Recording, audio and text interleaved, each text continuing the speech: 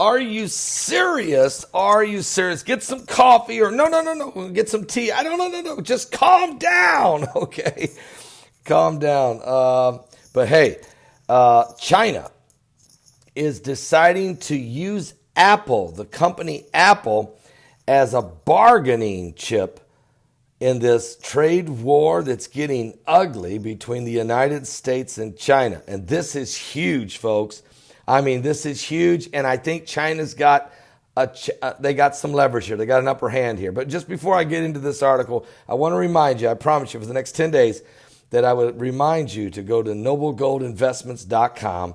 That's noblegoldinvestments.com. Christian company, family-owned, partners with us, and I'll tell you, they're just good people.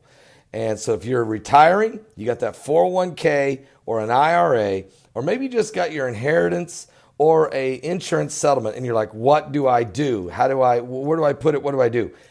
Go to Noble Gold Investments. Just go to Noble Gold Investments and let them help you. They'll guide you through it, okay? Good people. You can trust them. All right. Now, Apple could be used as a bargaining chip in this trade war, according to Chinese state media.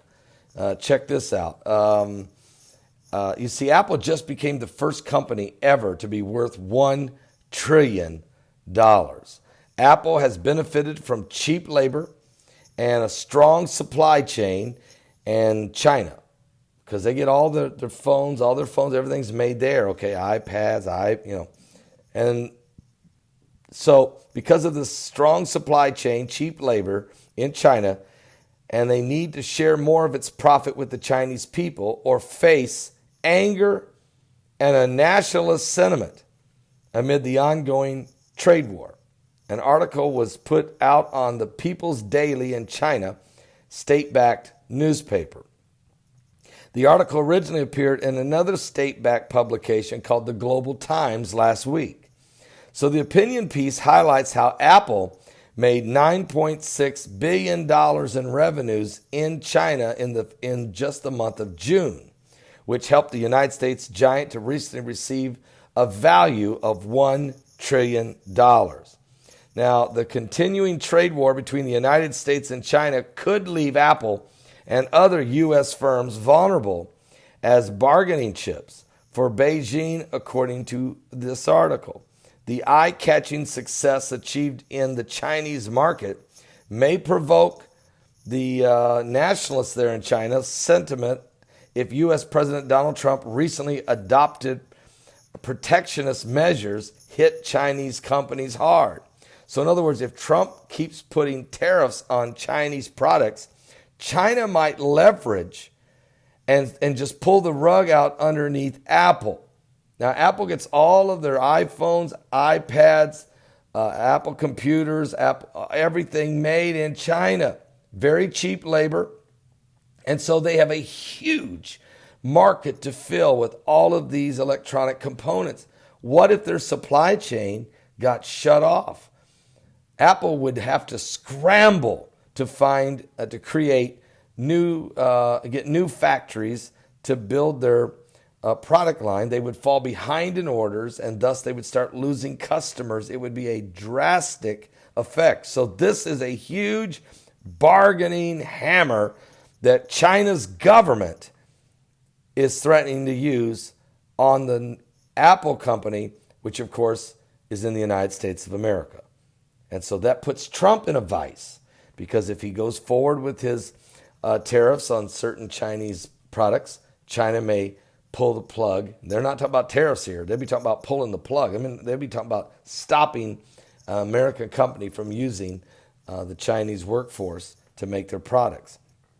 Now, last week, China said it was ready to retaliate with their own tariffs of around $60 billion of U.S. goods, just days after the U.S. administration revealed that Trump had spoken to the U.S. Trade Representative, Robert Leisinger, and asked him to consider increasing the levies on $200 billion worth of Chinese goods, which is 25% of the total amount that we purchase from China compared to 10%.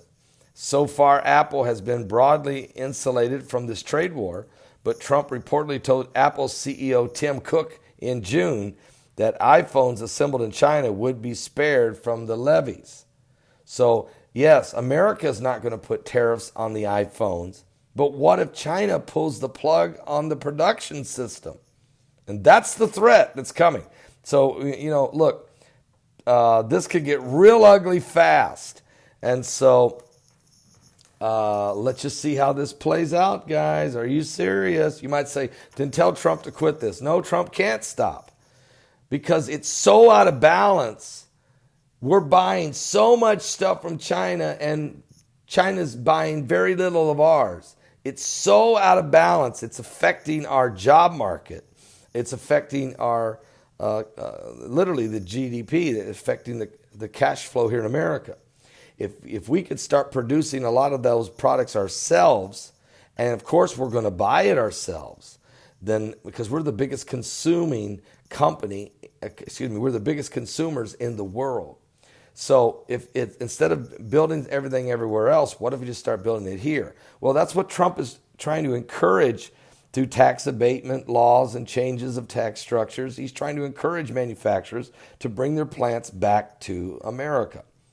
But so this is huge, okay? It's huge what's going on. And the tariffs make it unfair. It's unfair. The American manufacturers have a hard time competing with the companies in India and companies in China and different places where the labor base is so low. So the one way to level it out would be to put tariffs on the stuff coming in. That would raise the price on the cost of stuff coming in and then give the American manufacturer a chance to compete. But it also raises prices on everything, okay? So this balancing act is not easy. It's not easy. And we should have never let all of our manufacturing base leave. It's a lot harder to get it back. But Trump is getting a lot of it back. But still, this is a process. So let's watch and see how this trade war goes on. Trump looks like he's going to pick and choose which industries he wants to put the tariff on. A big company like Apple was able to convince Trump not to put it on them. But what are you going to do if China pulls the plug on Apple? Wow. We're living in the last days. This is why the mark of the beast system that's coming up in Revelation 13 is all about the economy. Without the mark, you can't buy or sell. What does it take to get the mark? Denying the Lord Jesus Christ and becoming a part of the global world, the new world order. And that, my friend, is not here yet. It's not here yet. But the systems to make it work are being developed. And now we're living in the time when it could happen. And believe me, at some point it will. I don't know where you are with Jesus Christ, but if you're not saved, this would be a really good time to get right with God and start living for Christ, because we're living in the last days. Give your life to Jesus Christ. We're in the end times. If you'd like to check out my Patreon channel, that's where I'm doing all my exclusive, very sensitive information, stuff that I can't bring out on regular social media. It just won't be accepted. So I have to do it at Patreon. If that is a great place, and I'm bringing out some great stuff, great researching I'm doing on that. Heidi's helping me as well. But plus I've got this unbelievable library of information and other stuff that's sent in to me. So check it out. Go to my Patreon. Go to Paul Begley at Patreon and become a member. All right? God bless all of you. We love you. I'll be back tonight, of course, with a live broadcast at 10 p.m. Eastern. You never know when I'm going to go live. Are you serious? Jesus is coming soon.